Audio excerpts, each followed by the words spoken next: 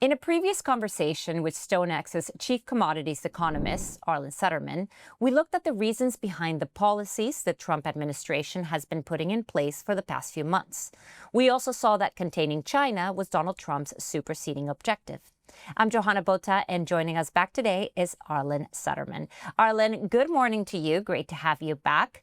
I want to start with a quote from Xi Jinping, who said back in 2018 that only through self-reliance can we fundamentally safeguard national economic security.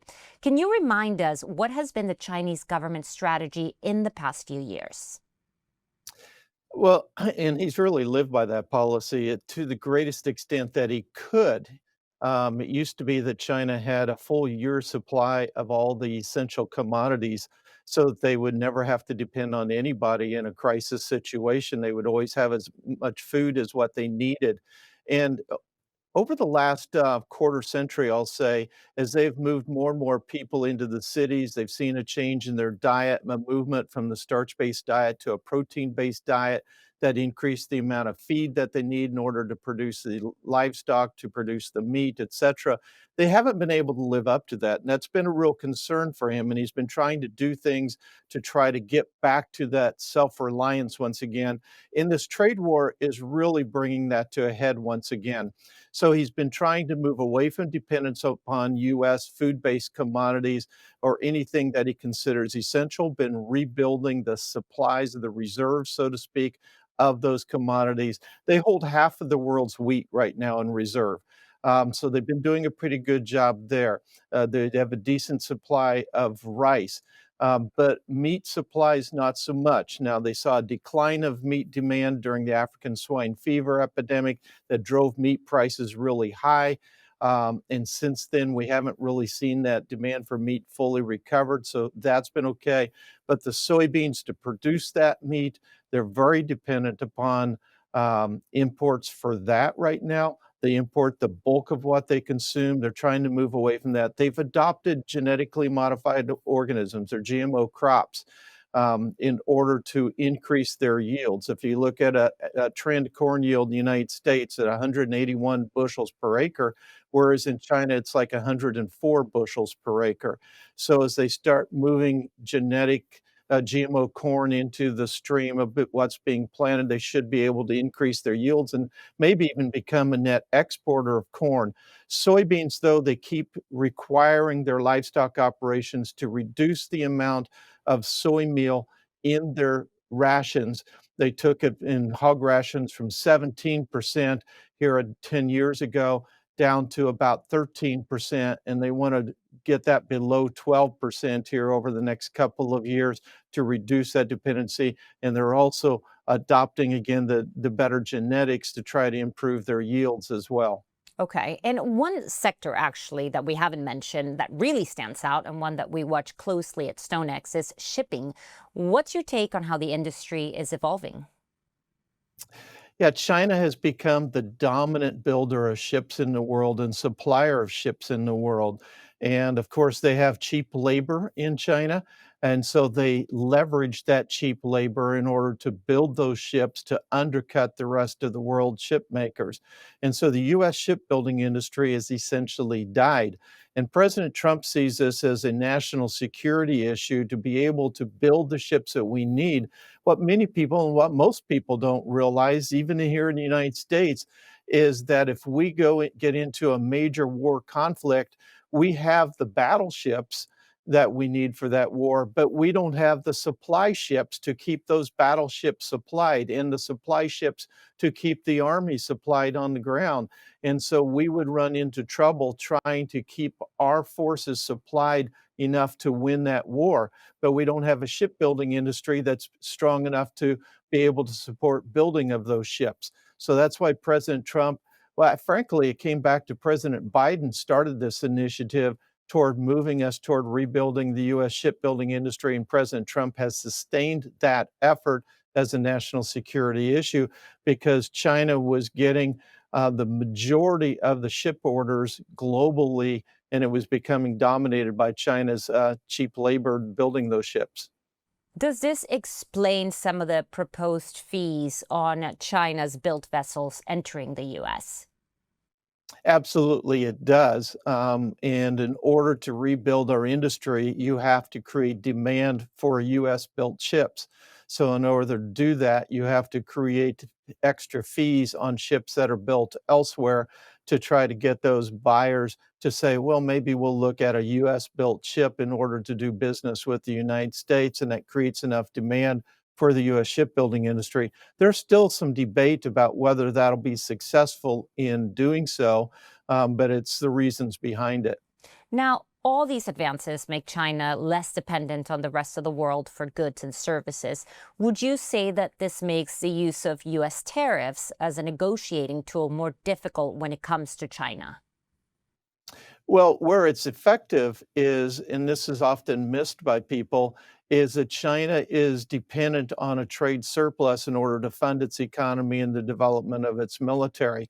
And that biggest trade surplus is with the United States. China needs to access the $450 billion exports of consumer goods to the United States in order to continue to fund its economy. Europe falls in there as a close second to the United States consumer.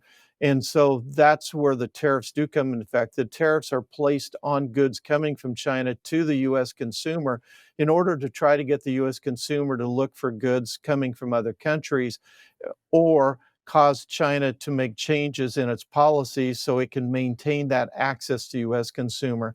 And I think ultimately, if there is a deal, it will be that China will say, we'll buy more agricultural and energy commodities from the United States, even though we may be able to get them cheaper elsewhere, but we'll pay the higher price to get those commodities if the United States will give us access to their consumer market.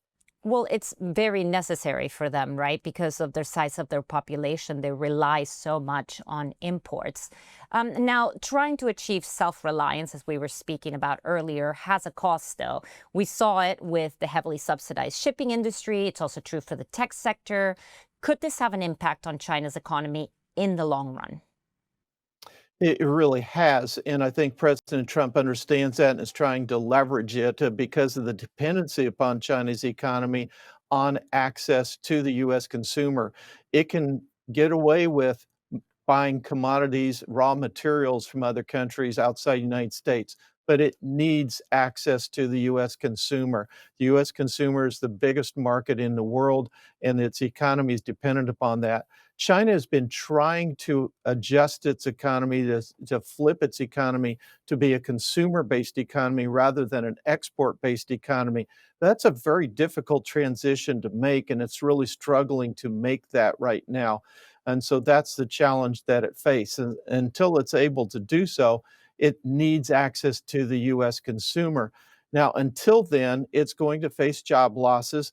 And so that means people without money to be able to spend, local consumers not having money to consume or to spend.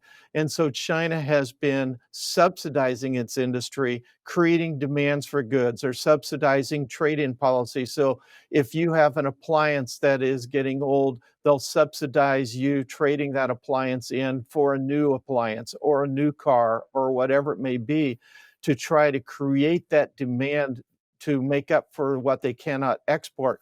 All of that costs money. Now they structure their subsidy programs to fall upon to create debt for the local governments. And the latest data I saw was as of March of this year that debt, that government debt had increased 20% in 1 year's time. And that was before the last round of major subsidies were announced. Also, China is knows that keeping their consumer confident means keeping the stock market up, and keeping the stock market up is also what attracts foreign direct investment because their economy is also dependent upon that foreign direct investment. So as we've been tracking the money going into their stock market, we see that they've been holding it up by subsidizing with their state-backed funds, injecting money into the stock market. All of that, again, adding to China's debt. So China keeps building its debt, thinking that if it can do so and outweight President Trump, maybe the legal challenges will bring us halt to the trade war from President Trump, and they won't have to give up anything in negotiations, but they're paying a steep price for doing so. Yes. So, do you think that we are witnessing then the return of a divided world with two dominant global powers like we used to know it up to 1990? Well, I do think we are seeing a return of a divided world, and I really believe this really it's got a little bit of momentum during Trump 1.0, but I think it stepped up significantly when Russia attacked Ukraine, and we started seeing more of an East versus West, and Russia paired up with China then, and the two started collaborating more, and then Iran was pulled into that circle, and North Korea is pulled into that circle, and that also plays into the Indo-Asian Pacific area, Indo-Pacific area, I guess I should say, and the sense of insecurity now that the Philippines feels, that Japan feels, that Taiwan feels, and this kind of shifting of countries having to decide who are you going to do business with, who are you going to side with? Is it going to be with those four nations, or is it going to be with the West? And those lines are being drawn. They're affecting trade relationships. They're lengthening trade routes as a result, which increases the cost of freight, means fewer ships available in order to move the products. All of that being generally inflationary in nature.